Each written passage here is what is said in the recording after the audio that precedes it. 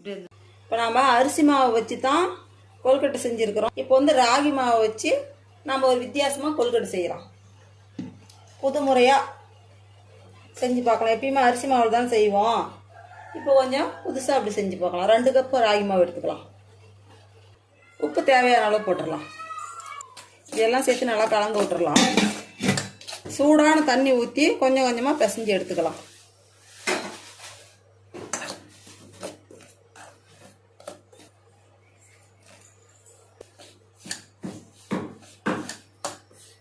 சுடு தண்ணி ஊற்றி பேஞ்சோமா மாவு அப்படியே சாப்பிட்டா வந்துடும். ராகி மாவு பாருங்கள், சூடான தண்ணி ஊற்றி நம்ம நல்லா பிசைஞ்சு எடுத்துக்கிட்டோம். நம்ம சப்பாத்தி மாவு பத்துக்கு இதை அப்படியே மூடி வச்சிடலாம்.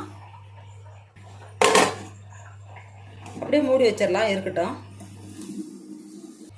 அரிசி கொஞ்சோண்டு எடுத்து ஊற வச்சிடலாம். ஒரு 10 நிமிஷம் ஊறட்டும். சாப்பாட்டு அரிசி தான், அப்படியே ஊறட்டும். கடலைப்பருப்பை கழுவி வேவிச்சு எடுத்துகிட்டு வந்துடலாம். பாருங்கள், பருப்பு வெந்துருச்சு. இந்த அளவுக்கு வெந்திருந்தா போதும். ரொம்ப கொலன்னு வேகக்கூடாது. இந்த அளவுக்கு வெந்திருந்தா போதும். பாருங்கள், மிக்சியில் போட்டாச்சு. சும்மா ஒரே ஓட்டி எடுத்துகிட்டு வந்துடலாம். பாருங்கள், ஒரு ஓட்டி எடுத்துகிட்டு வந்தாச்சு. இந்த அளவு கொரகொரப்பாக இருந்தாலே போதும். இப்போ இது இப்படியே இருக்கட்டும். எந்த கப்பில் நாம் ராகி மாவு எடுத்தோமோ அந்த கப்லேயே 2 கப்பு தண்ணி ஊற்றிக்கலாம்.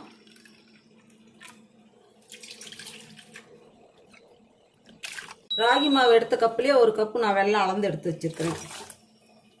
இதையும் போட்டு அப்படியே கரைச்சி எடுத்துக்கலாம்.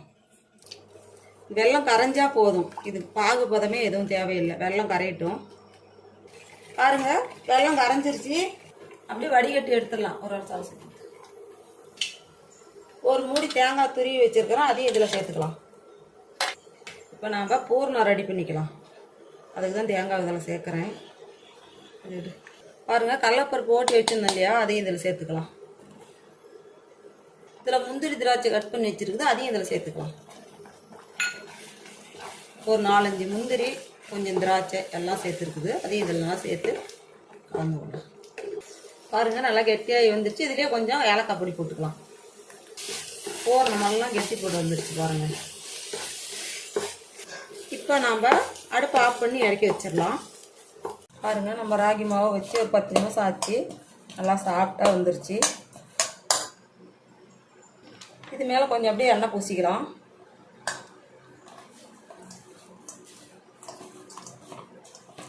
எண்ணெய் போட்டு நல்லா அழுத்தம் கொடுத்து இப்படி எடுத்து விட்டுறலாம். நம்ம கொஞ்சம் கொஞ்சமாக எடுத்து உருண்டை பிடிச்சிக்கலாம். பாருங்கள், இத்த பெருசு பிடிச்சிக்கலாம். இப்படி ஒரு பேப்பர் போட்டுக்கலாம். இந்த பேப்பர் மேலே எண்ணெய் பூசிக்கலாம்.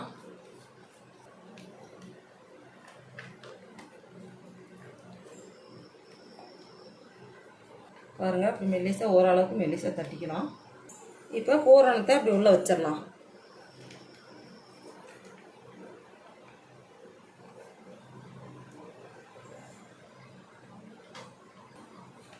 பாருங்கள், இப்படி மொல்ல கொஞ்சம் கொஞ்சமாக எடுத்து விட்டு அப்படியே சேவ் பண்ணிக்கலாம்.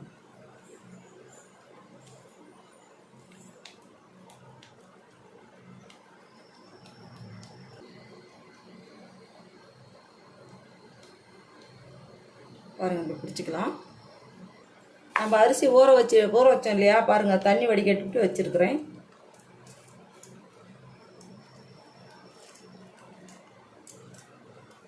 இப்படி போட்டு எடுத்து வச்சிடலாம். பாருங்கள், இப்படி ஒரு தட்டு வச்சு இலை போட்டு வேச்சிடலாம்.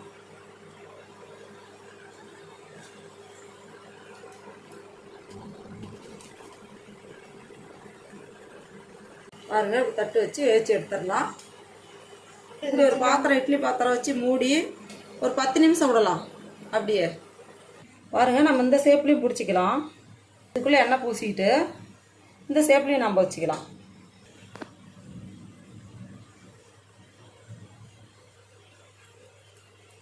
பாருங்கள், இப்படி வச்சு இப்படி அழுத்தம் கொடுத்து எடுத்தோம்னா இந்த ஷேப்லேயும் வச்சு நம்ம வச்சு எடுத்துக்கலாம்.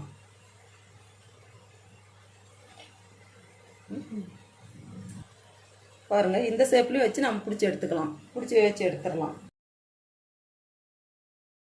பாருங்கள் வெந்துருச்சு. 15 நிமிஷம் விட்டுருக்குது. நல்லா வெந்து வந்துருச்சு. ஆறுட்டு எடுத்துடலாம். நம்ம ராகி மாவில் செய்யலாம். பாருங்கள் எவ்வளோ டேஸ்ட்டாக இருக்கும் சாப்பிட்றதுக்கும். இது போல் ஒரு முறை நீங்கள் செஞ்சு பாருங்கள். அவ்வளோ டேஸ்ட்டாக இருக்கும். நான் என்ன செஞ்சேன்னா அதே மாதிரி உள்ளே வைக்கிற பூரணம்லாம் அதையே வச்சு செஞ்சு பாருங்கள். அவ்வளோ நல்லாயிருக்கும்.